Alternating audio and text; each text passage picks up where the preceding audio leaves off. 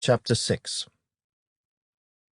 And the Lord spoke to Moses, saying, If a person sins and commits a trespass against the Lord by lying to his neighbor about what was delivered to him for safekeeping, or about a pledge, or about a robbery, or if he has extorted from his neighbor, or if he has found what was lost and lies concerning it, and swears falsely, in any one of these things that a man may do in which he sins, then it shall be, because he has sinned and is guilty, that he shall restore what he has stolen, or the thing which he has extorted, or what was delivered to him for safekeeping, or the lost thing which he found, or all that about which he has sworn falsely.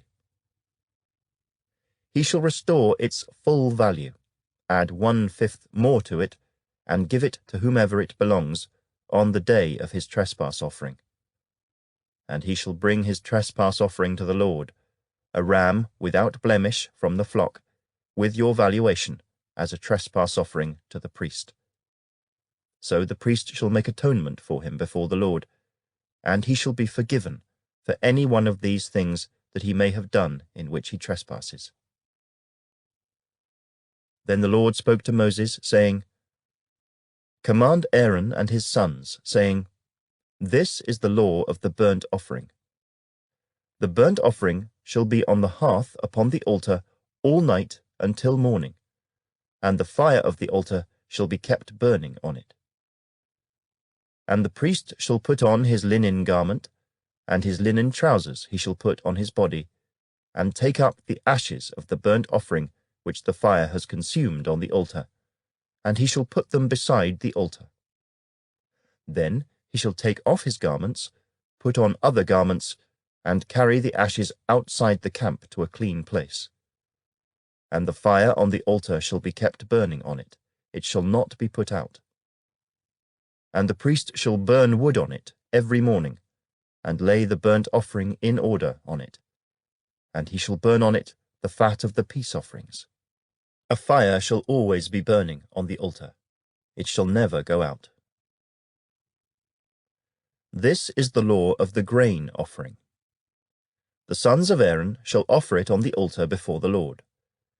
He shall take from it his handful of the fine flour of the grain offering, with its oil, and all the frankincense which is on the grain offering, and shall burn it on the altar for a sweet aroma, as a memorial to the Lord. And the remainder of it Aaron and his sons shall eat. With unleavened bread it shall be eaten in a holy place. In the court of the tabernacle of meeting they shall eat it. It shall not be baked with leaven. I have given it as their portion of my offerings made by fire. It is most holy, like the sin offering and the trespass offering. All the males among the children of Aaron may eat it. It shall be a statute forever in your generations concerning the offerings made by fire to the Lord. Everyone who touches them must be holy.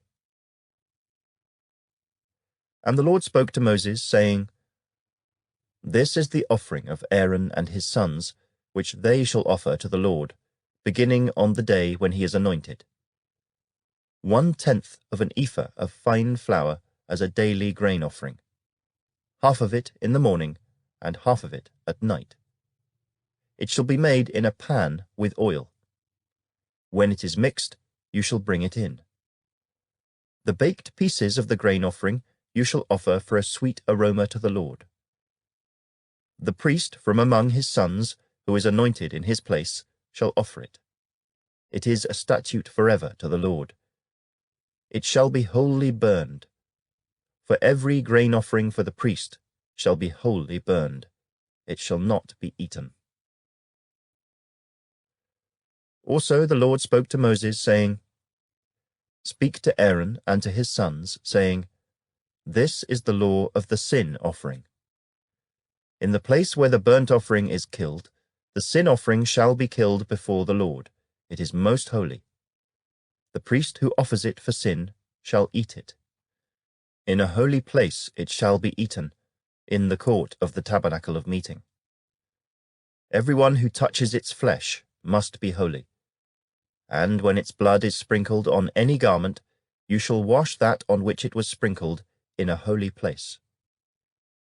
But the earthen vessel in which it is boiled shall be broken, and if it is boiled in a bronze pot, it shall be both scoured and rinsed in water.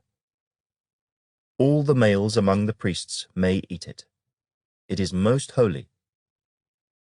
But no sin offering, from which any of the blood is brought into the tabernacle of meeting to make atonement in the holy place, shall be eaten. It shall be burned in the fire.